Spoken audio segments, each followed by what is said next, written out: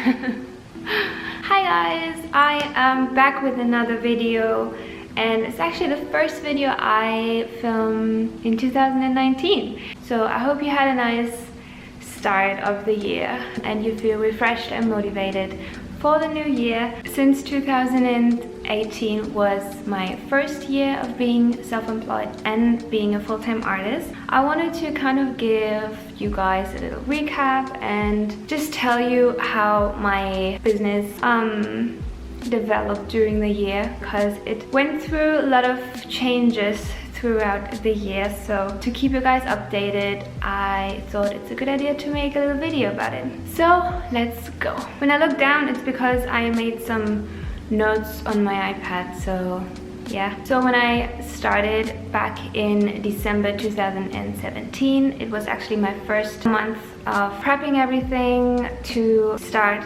full-time in January 2018. And I thought, okay, I want to be a full-time artist, so I have to have freelance work and clients and all that stuff. And I thought that's the only way I could actually make a living. So I prepared my portfolio, I prepared like contracts and templates for that, legal stuff, all the boring bits and pieces basically. So then I started in January 2018. I already had a following on Instagram. I think I had about 12,000 followers or something like that. So I got a couple of commission requests, more private commission requests, and also some smaller jobs from companies because they saw my work online and they reached out. So I basically never really reached out to someone. In the beginning, things went really well. I had a couple of illustration jobs at the same time, and I was kind of like trying to balance them out so I have time to make all of them. And also in the beginning of the year, I started a YouTube channel, which is this YouTube channel that we are all here watching right now.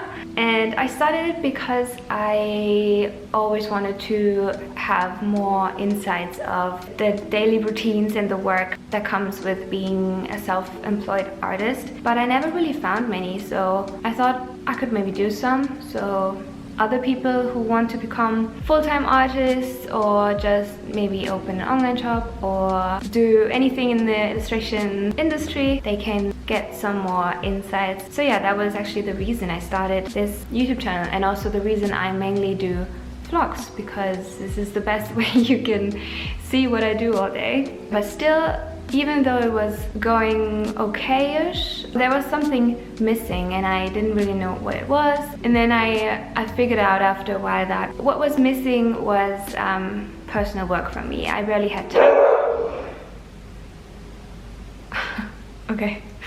I barely had time for that. I'm so sorry about the light that keeps changing. And I just found myself drawing at night when I should sleep, or drawing in between client work, but I didn't really have time, so I had to rush it. So I opened my shop, and I really like the idea of like physically touch your artwork and to pack everything, make it cute, make it neat, and then ship it to the customer. So I didn't really know what to sell and what people would actually like. So I started with a couple of prints, I think 3 or 2 or 4. And then I opened my shop and I had these like 3 or 4 prints, and I got 2 or 3 sales, and I was super happy about them. And after that, I had no sales for weeks. But yeah, so it continued like that, and then I had a sale again, and then I didn't have a sale for days and for weeks. So it was very slow in the beginning, until I added stickers. They sold much better. When I added the stickers, it was when I got orders very often. I continued like this for a while, so I had client work, I had my shop, and I had YouTube. It came to a point that like client work began to become harder and harder for me. How can I say it without sounding weird? Yeah, the typical experiences you make when you are a freelancer, like companies that don't want to pay you, or clients who want like a billion changes even though they agree to the sketch and they agree to the colors. Or even worse, people who want me to copy another artist's style. I didn't experience this often. Things like that made it a little bit uncomfortable. Everything together made me feel like I don't want to do client work anymore. And at the same time, like my personal art grew, and I want to give personal art more value and more time. Another thing that really bothered me is with client work, I wasn't always sure if I would get another job and another job and another job in the next month.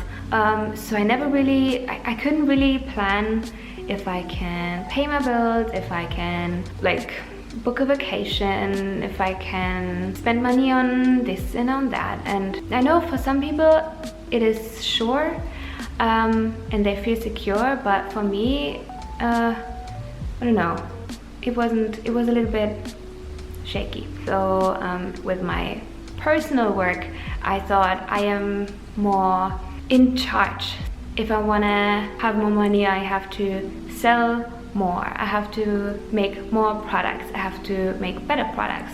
I can totally understand if not everybody like understands what was going on in my head. I just felt like with my personal work, I have more control over what will come in at the end of the month instead of client work where I depend on the client giving me work. This is completely personal preference. It was just personally for me, I felt more comfortable in my personal work.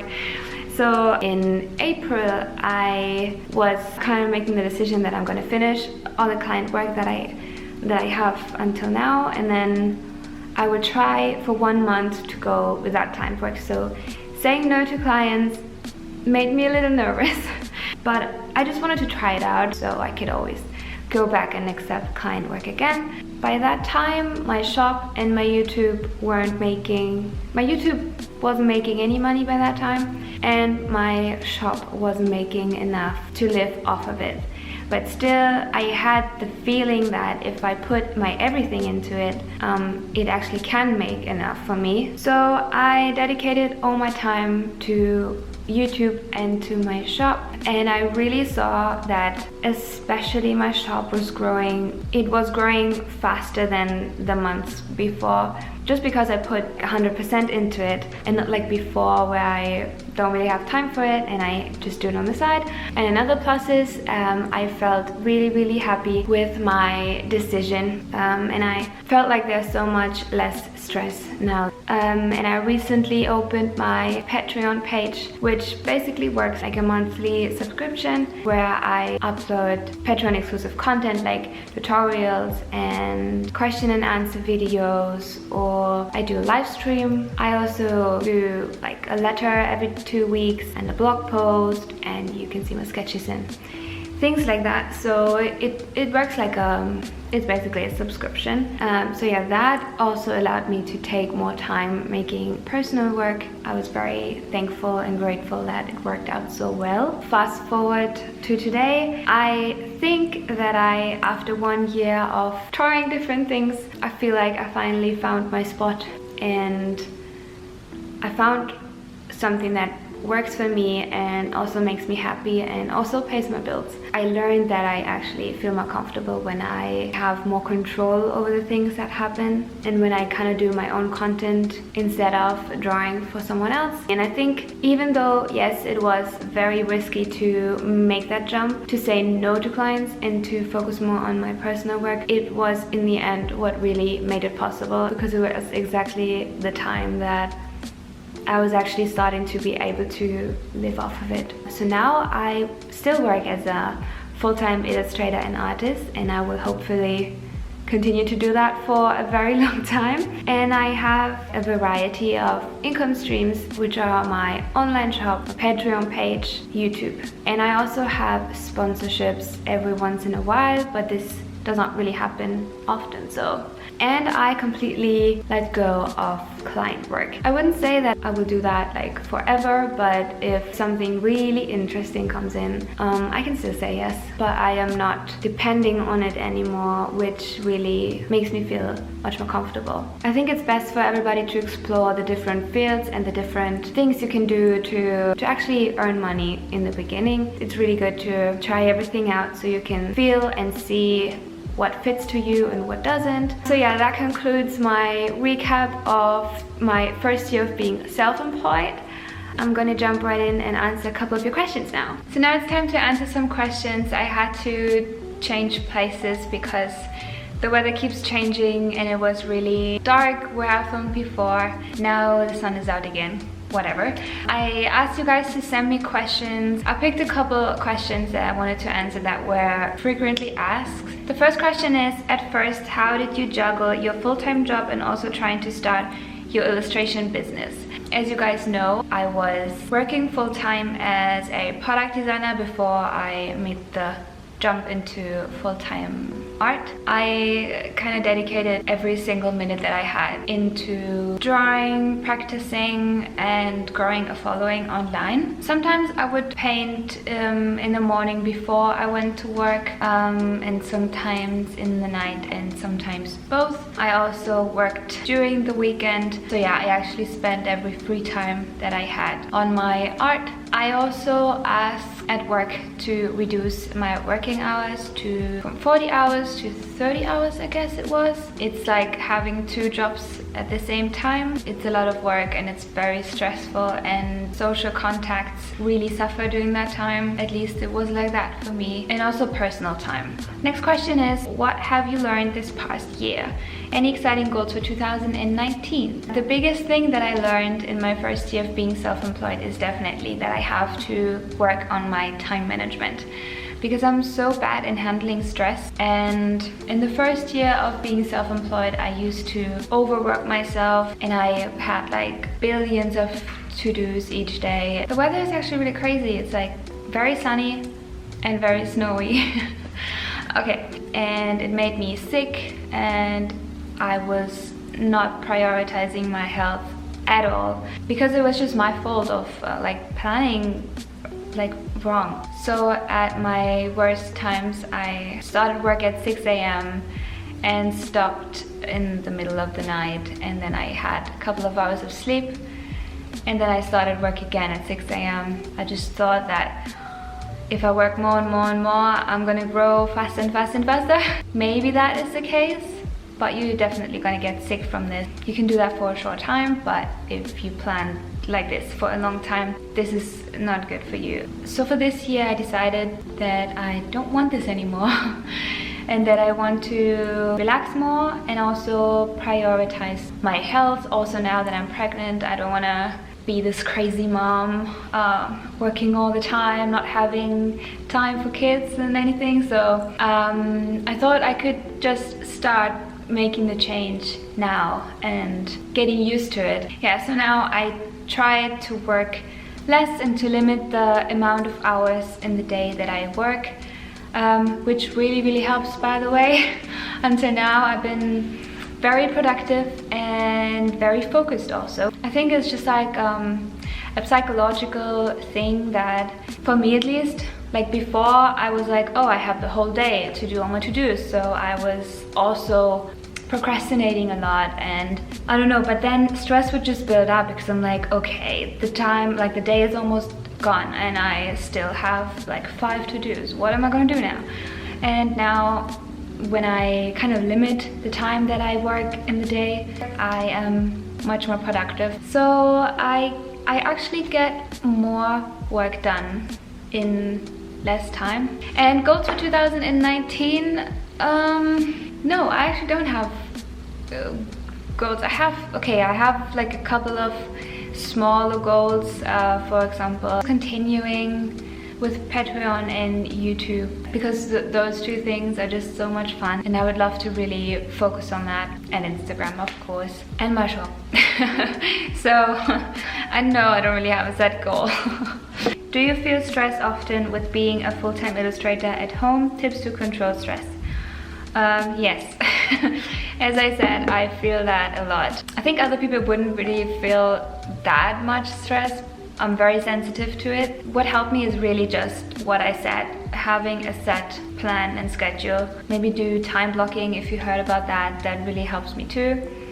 And exercising in the morning helps me a lot. Sleeping well and at least 7 to 8 hours. And also yoga and meditation is what I do to find my zen. Next question is, when did you know it was time to start your own business? And did you have a plan B if it hadn't worked out? When did I know it? I have to say that I am maybe not the role model for this because I didn't know it. I think I just did it, and I like to take a risk at times. So I kind of really just decided that, okay, I'm gonna try it now, because I had this feeling that I really want it and I didn't want to wait any longer. I am also very impatient. So I didn't want to be completely safe and secure before I start. I did save enough money to live off of it for a couple of months, but I didn't have a steady flow of clients before I jumped in, because I kind of trusted in it that if I put like 100% into it, it's gonna work out. I had a following by that time. This is really what helped me in the beginning. To get clients, to get like shop sales, everything. I think I wouldn't have done it if I wouldn't have the following. So it's because of you guys that I made the jump and said, okay, let's just try it. And no, I did not have a plan B. Main challenges of being self-employed. Would you go back to a 9-to-5 job? It's different for everybody. I think for me it was being in charge of everything, even though I really enjoyed it, but it was also one of the main challenges. There's nobody telling you what to do, especially when you don't work with clients. Like the amount of work you have to do, because you are not just an artist, you also have to do all your marketing yourself, you have to do the customer service yourself, you have to do the planning yourself, the financial stuff. You wear a lot of hats, which is really, really cool, but it's also very challenging. It can be very challenging if you did not do any of these before. I'm pretty sure for every artist out there, it is challenging and it can be frustrating, and it's yeah, it's just a lot of work, just like with every other job. And what was the other question? Would you go back to a 9-to-5? No. I hope to never go back to a 9-to-5 anymore, because it was just not my thing. I'm gonna do one more question and then I think we're out of time. What advice, that's a good one. What advice would you give to other people wanting to be full-time artists?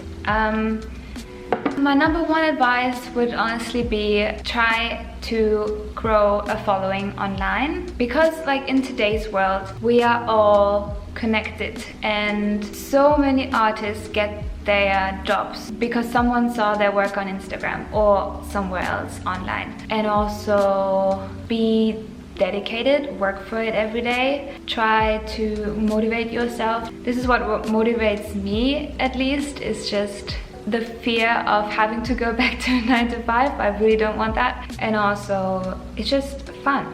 For me it's just fun, and this is a lot of motivation. And yeah, I would say if you start out, try everything, try to explore what you like, and take people with you on your journey by sharing it on social media.